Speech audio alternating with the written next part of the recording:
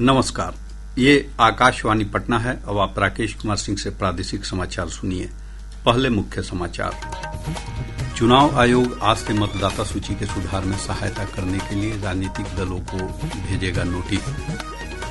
प्रदेश में फल्गु नदी के जलस्तर में अप्रत्याशित बढ़ोतरी के कारण नालंदा, जहानाबाद और गया जिला के कई क्षेत्रों में बाढ़ की स्थिति उत्पन्न। नालंदा जिले में हिलसा और एकंगरसराय में 12 गांवों में फैला बाढ़ का पानी, कई स्थानों पर तटबंध क्षतिग्रस्त। और मानसून की सक्रियता से प्रदेश के कई हिस्सों में बारिश का सिलसिला जारी। मौसम विभाग ने आज पटना, नवादा, जमुई, भोजपुर और बक्सर जिले में 1-2 स्थानों पर भारी बारिश की संभावना जताई। अब समाचार विस्तार से। मतदाता सूची में सुधार में मदद के लिए 12 मान्यता प्राप्त राजनीतिक दलों को चुनाव आयोग आज से नोटिस भेजेगा। इसमें 6 राष्ट्रीय दल और 6 राज्य स्तरीय दल शामिल हैं। सुप्रीम कोर्ट ने बिहार के मुख्य निर्वाचन पदाधिकारी को नोटिस जारी करने की जिम्मेदारी दी है। निर्वाचन विभाग के अधिकारियों के अनुसार उच्चतम न्यायालय ने ड्राफ्ट मतदाता सूची में छूटे नामों के सुधार को लेकर निर्देश दिए हैं। आयोग के अनुसार मान्यता प्राप्त राजनीतिक पार्टियों ने लगभग 1,60,000 BLA नियुक्त किए हैं। राज्य में मतदाता सूची में नया नाम जोड़ने के लिए 2,83,000 से अधिक लोगों ने फॉर्म 6 के साथ घोषणा पत्र भरा है। भारत निर्वाचन आयोग के सहायक निदेशक अपूर्व कुमार सिंह ने बताया कि मतदाता सूची में नाम पता में सुधार के लिए 99,656 लोगों ने फॉर्म 8 जमा किया है। उन्होंने कहा कि मतदाता सूची के विशेष गहन पुनरीक्षण अभियान के तहत प्रकाशित मतदाता सूची के ड्राफ्ट पर 1 सितंबर तक दावा आपत्ति लिया जाएगा।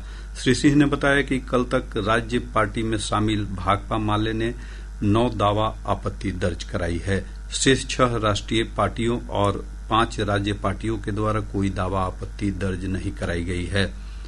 सहायक निदेशक ने कहा कि अब तक दावा आपत्ति के 7,367 आवेदन का निष्पादन किया गया है। SIR आदेशों के अनुसार प्रारूप सूची से किसी भी व्यक्ति का नाम हटाने के लिए ERO और AERO के द्वारा जांच पड़ताल की जाएगी। संबंधित मतदाता को नोटिस जारी कर उसका पक्ष सुनने के बाद ही कोई कार्रवाई होगी। जिनका नाम प्रारूप सूची में नहीं है, ऐसे व्यक्ति आधार कार्ड के माध्यम से अपना दावा प्रस्तुत कर सकते हैं।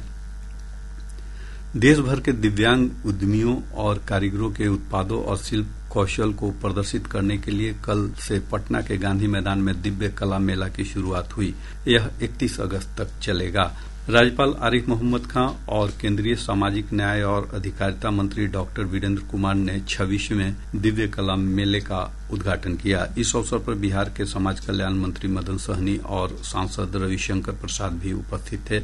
इस कार्यक्रम में 20 राज्यों से हस्तशिल्प, हथकरघा, कढ़ाई सहित देश के विभिन्न हिस्सों से उत्पादों को आकर्षक रूप में प्रस्तुत किया गया है।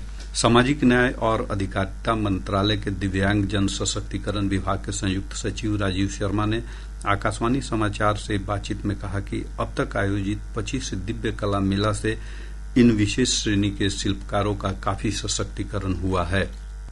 और 934 दिव्यांग जनों को लगभग 17 करोड़ से ज्यादा के लोन भी NDFDC ने प्रोवाइड किए हैं, जो कि इस कॉर्पोरेशन का मुख्य काम है। और इसके अलावा जॉब फेयर भी होंगे, तो उस जॉब फेयर में कंपनी आती है, तो उन जॉब फेयर्स के रोजगार मेलों के माध्यम से अब तक इन दिव्यकला मेलों में लगभग 350 दिव्यांगजन भाई बहनों को नौकरियां भी मिली है।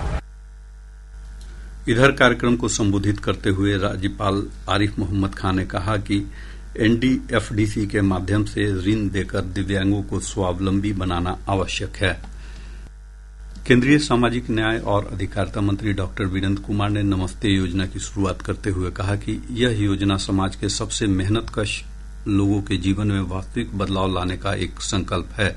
राजधानी पटना के SK मेमोरियल सभागार में आयोजित कार्यक्रम में उन्होंने कहा कि अब तक देश भर में लगभग 90,000 सीवर और सेप्टिक टैंक श्रमिकों की प्रोफाइलिंग की जा चुकी है। इनमें से 45,871 को PPE किट, 354 को सुरक्षा उपकरण और लाभार्थियों को आयुष्मान कार्ड वितरित किए गए हैं। पटना में कुल 604 सेप्टिक टैंक श्रमिकों और बिहार में कुल 3,529 सीवर सेप्टिक टैंक कर्मियों की प्रोफाइलिंग की जा चुकी है, जिन्हें कार्यक्रम के दौरान PPE किट और आयुष्मान कार्ड प्रदान किए गए। प्रदेश में पौधा संरक्षण परामर्श योजना के तहत हर प्रखंड की 3 पंचायतों में पौधा संरक्षण पाठशाला लगाई जाएगी। इस पाठशाला में किसानों को कीट पतंगों से फसलों को बचाने की जानकारी दी जाएगी। इसका उद्देश्य समेकित कीट प्रबंधन आधारित विद्याओं और अवयवों का किसानों के हित में उपयोग सुनिश्चित करना है।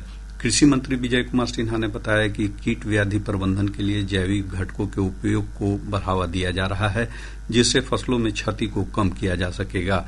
पौधा संरक्षण पाठशाला में 25 किसानों को समेकित कीट प्रबंधन कार्यक्रम अंतर्गत प्रत्यक्षण सह प्रशिक्षण दिया जाएगा। राज्य सरकार ने बाढ़ प्रभावित 14 जिलों के 64 प्रखंडों की 577 पंचायतों के किसानों को फसल क्षति का अनुदान देने का निर्णय लिया है। यह अनुदान 33% से अधिक फसलों के नुकसान पर दिया जाएगा। कृषि विभाग ने इसके लिए सभी पंजीकृत रैयत और गैर रैयत किसानों से आवेदन मांगे हैं। ये किसान नालंदा, भागलपुर, खगड़िया, कटिहार, बेगूसराय, लखीसराय, पटना, भोजपुर, वैशाली, मुंगेर, सारण, समस्तीपुर, मधेपुरा और शेखपुरा के हैं। किसानों को अनुदान के लिए ऑनलाइन आवेदन कृषि विभाग की वेबसाइट पर करना होगा। बाढ़ के अलावा ओलावृष्टि और आंधी तूफान से प्रभावित फसलों पर भी फसल क्षति अनुदान दिया जाएगा। देश की पहली semi high speed Vande Bharat sleeper train Delhi से पटना के बीच चलाई जाएगी। प्रधानमंत्री नरेंद्र मोदी अगले महीने इस ट्रेन को हरी झंडी दिखाकर रवाना करेंगे। इस ट्रेन को उन्नत सुविधाओं के साथ प्रीमियम कैटरिंग और अधिकतम 160 किलोमीटर प्रति घंटे की रफ्तार के लिए डिजाइन किया गया है। वंदे भारत का किराया राजधानी एक्सप्रेस से 10 से 15% अधिक हो सकता है। इस ट्रेन में डायनेमिक फेयर लागू होगा। प्रादेशिक समाचार आप आकाशवाणी पटना से सुन रहे हैं। ताजा समाचारों के लिए आप हमारे एक्स हैंडल AIR News _ पर जा सकते हैं।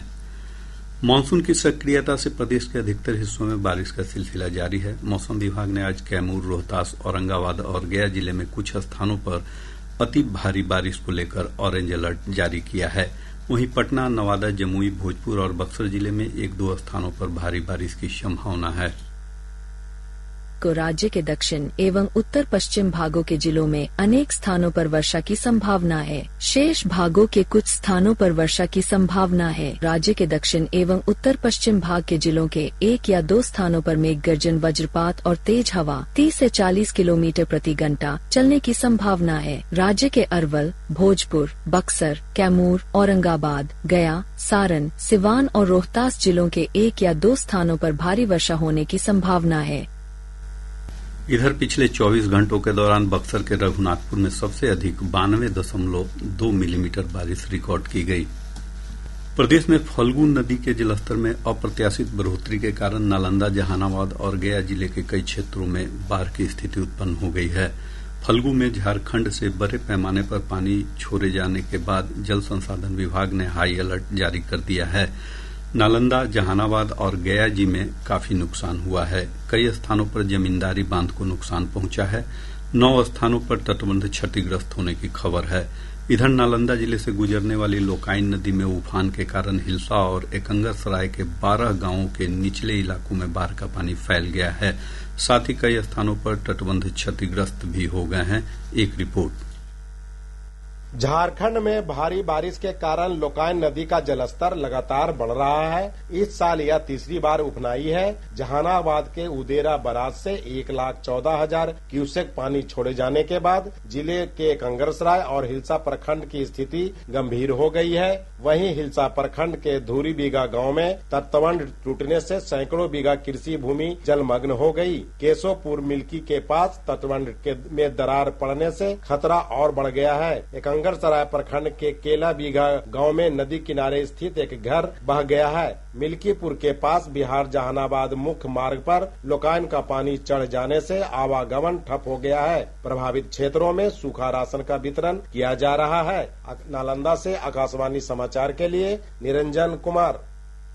वहीं शिवहर जिले में बागमती और लाल बकैया नदी के जलग्रहण क्षेत्रों में हो रही बारिश के कारण जलस्तर में वृद्धि हो रही है, जिससे डुब्बा धार में जलस्तर बढ़कर खतरे के निशान के आसपास पहुंच गया है। केंद्रीय गृह राज्य मंत्री नित्यानंद राय आज दोपहर बाद सशस्त्र सीमा बल के सीमांत मुख्यालय पटना के अंतर्गत आने वाले 9 बॉर्डर आउटपोस्ट के नवनिर्मित भवनों का उद्घाटन करेंगे। आर्थिक अपराध इकाई ईओयू ने जमुई के तत्कालीन वन क्षेत्रीय पदाधिकारी राजेश कुमार पर प्राथमिकी दर्ज की है। पदाधिकारी पर वित्तीय अनियमितता कर सरकारी राशि के गबन का आरोप है। ईओयू के डीआईजी मानवजीत सिंह ढिल्लन ने बताया कि पौधे लगाने के नाम पर विभिन्न नर्सरी संचालकों, संवेदकों और सप्लायर्स के साथ मिलकर सरकारी राशि का बंदरवाट किया गया। इस मामले में 9 लोगों को नामजद अभियुक्त बनाया गया है। उन्होंने कहा कि मामले में कई अज्ञात संवेदक, वेंडर्स और सप्लायर्स भी आरोपित हैं। खगड़िया जिले के उत्पाद अदालत ने 3 शराब कारोबारी को 7-7 वर्ष सश्रम कारावास के साथ 1-1 लाख रुपए का अर्थदंड की सजा सुनाई है। शिवहर के जिला परिषद अध्यक्ष विजय कुमार सिंह को पूर्वी चंपारण जिले के ढाका थाना क्षेत्र के एक मछली व्यवसायी के हत्याकांड मामले में पुलिस ने गिरफ्तार किया है। प्रदेश में होने वाली men's hockey hero Asia cup की ट्रॉफी गौरव यात्रा आज अररिया पहुंचेगी। इस क्रम में अररिया जिला अंतर्गत खेल भवन सह व्यायामशाला अररिया में गाड़ी भ्रमण यात्रा कार्यक्रम आयोजित किया गया है।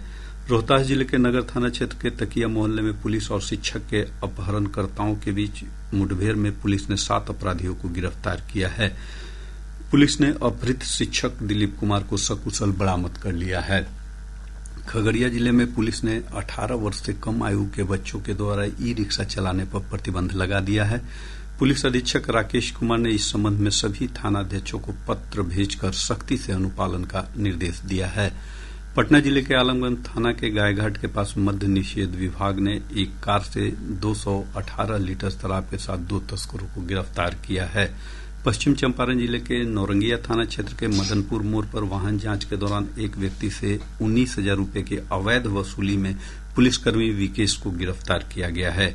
औरंगाबाद जिले के अंबा थाना क्षेत्र के परता गांव से पुलिस और एसएसबी की टीम ने एक नक्सली को गिरफ्तार किया है। गिरफ्तार नक्सली पर सड़क निर्माण, वाहनों को जलाने और अपहरण जैसे गंभीर मामलों में शामिल रहने का आरोप है।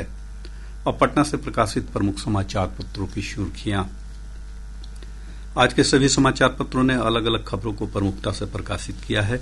हिन्दुस्तान ने अनाजों में आर्सेनिक की मात्रा अधिक मिलने पर लिखा है, चावल कई बार धोने से घटेगा आर्सेनिक का असर। बिहार, उत्तर प्रदेश, झारखंड और पश्चिम बंगाल के भूजल में सबसे ज्यादा मिला है आर्सेनिक। दैनिक भास्कर ने पटना के फतुहा में हुई भीषण सड़क दुर्घटना पर शीर्षक दिया है, 8 महिलाओं की मौत, 32 बच्चों ने खोई मां। दैनिक जागरण की बड़ी खबर है, आगरा में नकली दवा का सिंडिकेट पकड़ाया, 1 करोड़ रुपए के साथ दवा कारोबारी गिरफ्तार। प्रभात खबर लिखता है, जमीन फ्लैट के नाम पर लाखों ठगे, निजी कंपनी के 2 कर्मियों पर 1 करोड़ रुपए के गबन की प्राथमिकी। आज अखबार की सुर्खी है, कटिहार में राहुल का केंद्र पर हमला, कहा दलितों, आदिवासियों और पिछड़ों के अधिकारों का हो रहा हनन। और अब अंत में मुख्य समाचार एक बार फिर। चुनाव आयोग आज से मतदाता सूची के सुधार में सहायता करने के लिए राजनीतिक दलों को भेजेगा नोटिस। प्रदेश में फल्गु नदी के जलस्तर में अप्रत्याशित बढ़ोतरी के कारण नालंदा, जहानाबाद और गया जिला के कई क्षेत्रों में बाढ़ की स्थिति उत्पन्न। नालंदा जिले में हिलसा और एकंगरसराय में 12 गांवों में फैला बाढ़ का पानी, कई स्थानों पर तटबंध क्षतिग्रस्त। और मानसून की सक्रियता से प्रदेश के कई हिस्सों में बारिश का सिलसिला जारी। मौसम विभाग ने आज पटना, नवादा, जमुई, भोजपुर और बक्सर जिले में 1-2 स्थानों पर भारी बारिश की संभावना जताई। इसके साथ ही आकाशवाणी पटना से प्रसारित प्रादेशिक समाचार का ये अंक समाप्त हुआ। आकाशवाणी पटना से अगला समाचार बुलेटिन दोपहर 2 बजे प्रसारित किया जाएगा। नमस्कार।